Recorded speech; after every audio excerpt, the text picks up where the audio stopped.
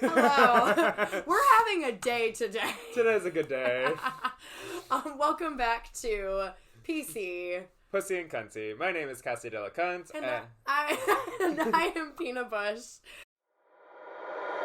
Girl, what did that girl just say, girl? Girl. Yeah, it's a day already. Like, we're... I'm in half drag. Pina's in full drag. I'm in something. I'm in my, like, casual business mom from the 80s. I look like Polly Amorous from the head up. Yes! From chest down, I look like a skater boy from West Palm Beach. But clock the shirt. Remember Les Beans from our last episode. From the last episode. This is an antique shirt. Collector's item. Les Beans. Like, I keep reading it backwards on this. I know. Like, it's like, same with the P. I'm like, I'm still Karen. No, I'm not. Yeah. Like, am I right? Am I right? Just confirming. You're good. Okay. So today's episode, we are going to talk about drag families. Woo! I want little rainbows to pop up. I know. And what that means to have a drag family. What is a drag family? Stuff like that. So we figured this would have been a good topic right after our origins topic. We're actually filming a week earlier than we planned because thank you, coronavirus. Speaking of... Wait. Let's do our fan... Perfect segue. Our fan reveal for today is... backwards shit. I go. One, two, three. So the coronavirus is killing the industry, or the hotel industry, or many industries. And bars, too. And bars, like, no one's going out right now. Because there's nobody coming to San Francisco. It's great. So, yep. If you want to be brave and travel to us. Yeah, and also, like, go eat some fucking dim sum. Like, don't be a racist and, like, go support your local Chinese restaurant, please. Just saying. And, we forgot to introduce our unofficial sponsors. Right. I'm ready. Right. Hide it so we get the have to reveal. hide it, yes. Yep. I love our reveals. Our unofficial sponsor for this episode is Phil's Coffee. We're going to get jacked on caffeine today. We're not doing alcohol. No. We're being sober. Like, I know. I have to go to work Cheers. after this. So I kind of have work, but not really. It's work. Work is work. Work is work. Let's start with the origins. Yes. So drag families, this originated in the ballroom scene. Yes. If you don't know the ballroom scene, look it up. New York City. Yes. Vogue. In the LGBT scene, you know, a lot of people have lost their families due to, you know, being kicked out of the home or, you know, that's a big one. Yeah. Or other factors when they come out as part of the queer community. And so families originated as adopting people who had been kicked out and, you know, giving them a place to be. And, like, and actually, I feel like this is one of the things that the show Pose does really well is show, like, how that happens because, like, they live in the same house and, like, you know, and that doesn't always happen, you know, in the drag scene now. Yeah. But that is the origins of it. Well, it kind of still does. Sometimes, yeah. It's like, it depends. It's evolved a little bit, but, you know. Yeah. I think it's less out of, like, necessity. And, like, you know, I have nowhere else to go. Like, come live in my house. I'll be your mother. I'll take care of you. Also the times have changed where people, I mean, in the bigger cities, people aren't getting kicked out of their homes as often or frequent.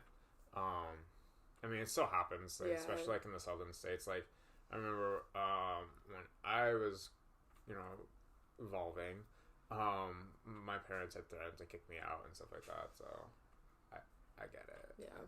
But I didn't. So yeah, good. No, the idea of families has, you know, it continues to this day, and like you know, so when you enter the drag scene, or when you've been in the drag scene for a while, and like somebody, you know, wants you to be a part of their group, a part of their family, like, you know, and there's a lot of different reasons for that. We'll get into that, but that is what it means to be in a family. It is a chosen family. Yeah. Very much chosen. Pretty much what a drag family is, a chosen family. Yep. Just with a lot of drag performers. Yep. Absolutely. I did notice when moving from New York to here, there was a difference in terms of drag families. The drag daddy. Oh. Like the daddy of the family. Uh-huh. I did not know that existed. I thought it was just Mama Bear and all her kids, and that was it. So that was a cute experience. Yes. And not always the father is a drag performer, which I also found really interesting. But okay, whatever makes it work. Yeah. But yeah, not judging. Everybody gets to be everyone's a parent. Not judging. Drag parents. I look like I'm judging, but I'm not judging. The importance of drag families. I mean, it helps people who don't normally feel like they belong somewhere. Make them feel like they belong. Yeah. Especially when it comes to drag. The reason why we have drag families is to help those who are inexperienced in makeup and drag and whatnot, and so they kind of gravitate to people who are more experienced to help them out in terms of, like, you know, get them bookings or, you know, evolve their drag and etc etc.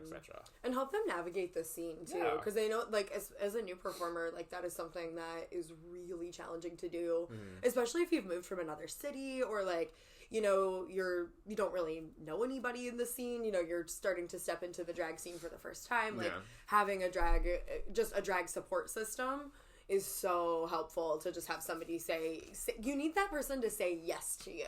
Yes. You know, to get you get your foot in the door and get you, you know, clock your makeup when it's shitty, and, like, you know, and make sure that you're... Or tell you, like, you should bring your dress with you when you go film an episode. That too. Like, you know, but lesbians representation. But, you know, at least I picked a cute shirt that went with the episode. Exactly. Like, and we're matching again.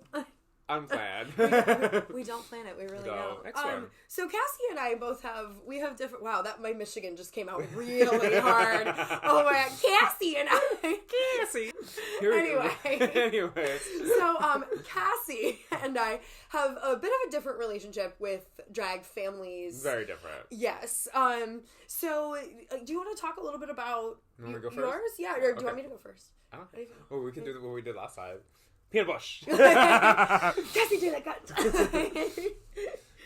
All right. Peanut bush. I'm going to give you different kinds of questions. Fabulous. Cool. Awesome. Hit me. Peanut bush. Do you have a drag mom?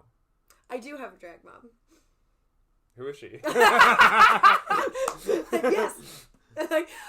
No, my drag mom is Florence Wrightingale, who was one of the first, like, 4 people I met in San Francisco. We used to work together, and we were really good friends before I started performing. And she was always like, just come out to the shows, it was when Cocktail Gate was still going on at Truck, which we talked about last week. She worked the door for Cocktail Gate and would perform sometimes, and she was like, you gotta come out. So I would go every single week, and I would just study. And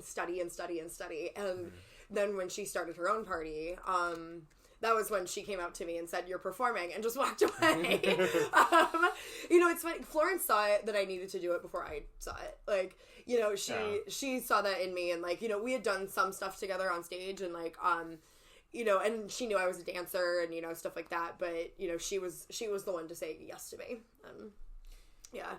And then about a year after I started performing, she asked me to be her daughter. So, are you a drag mom, or do you want to be a drag mom?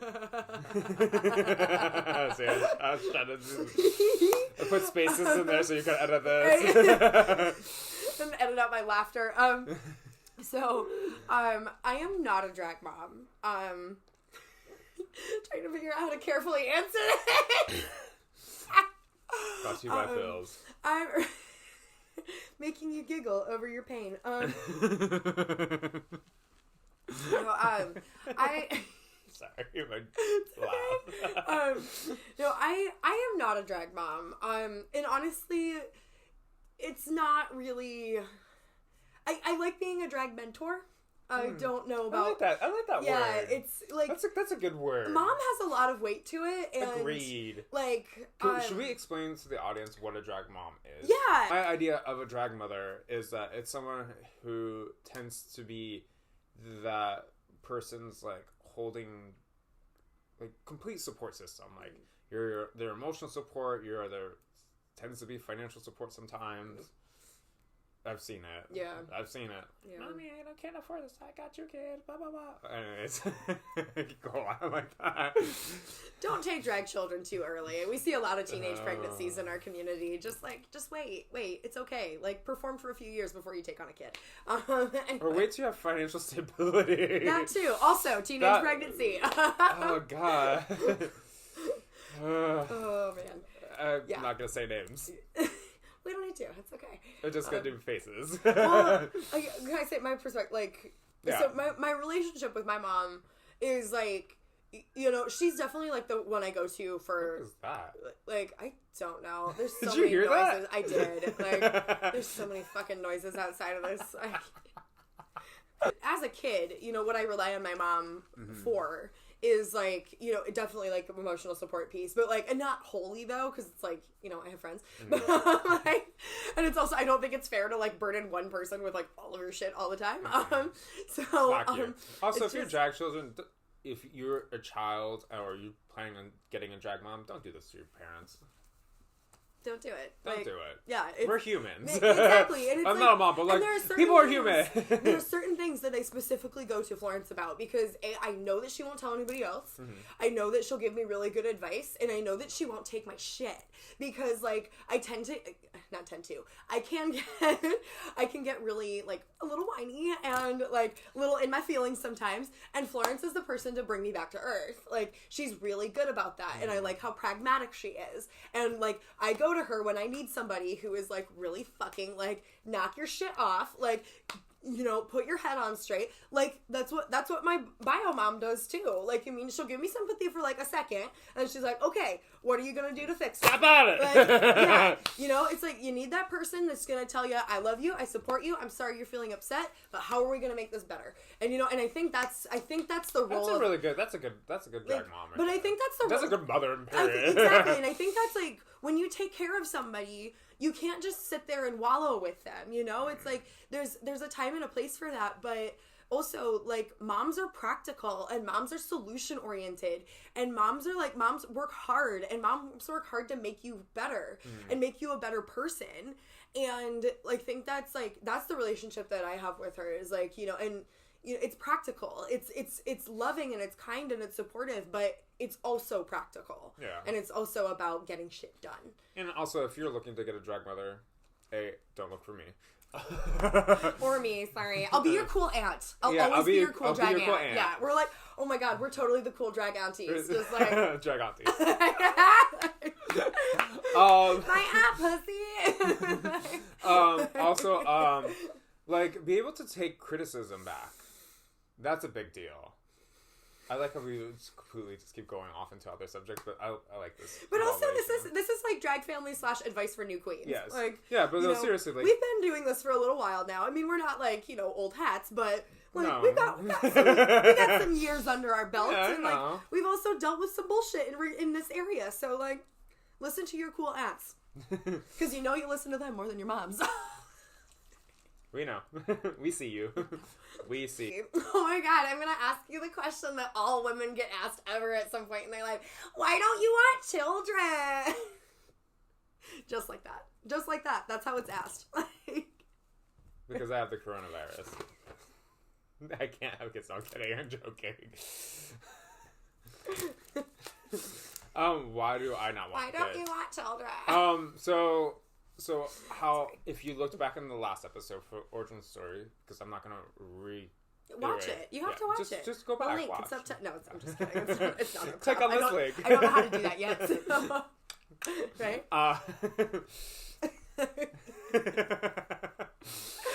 We're stupid. And I love us. It's the Phils. It is the Phils.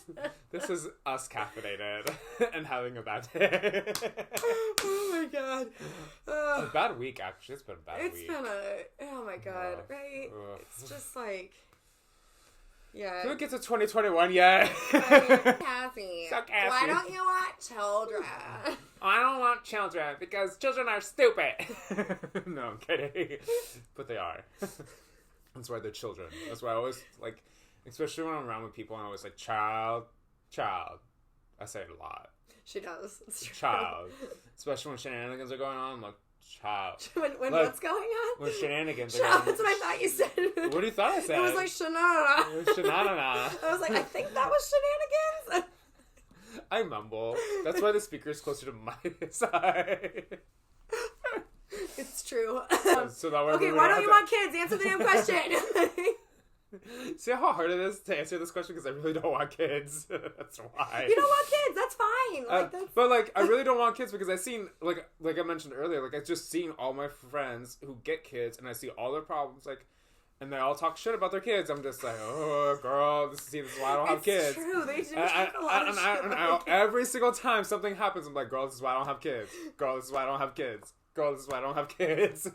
Like, in real life and in drag life. Yes. Even the straight people with their kids, I'm just like, this is why I don't have kids. This is why I don't have kids. Yeah, and the audience is like, we get it. This is why you don't have kids. But also why I don't have kids is because how I started my drag, the person who brought me into drag, who's not my drag mother, Miss Brenda Darling, she's like my older sister. Mm-hmm. And so like, she also doesn't believe in having kids. We just don't want to we don't want to age ourselves. That's fair. Also, we don't want the responsibility. And like, it is, and I think, oh, sorry, okay, go on. Yeah, it's okay. It's a lot of responsibility, and also like, it gives us the freedom, like me and Brenda and, you know, whoever else who doesn't have drag moms, to kind of create your own drag. Like, a lot of what I see a lot, and no offense to anybody who is drag moms or who is a drag mom with kids, I just see a lot of copycats. Like, it's just like you lose yourself when you join the... Well, yeah, you don't get a chance to like develop your own personality in your own drag, and as well your style.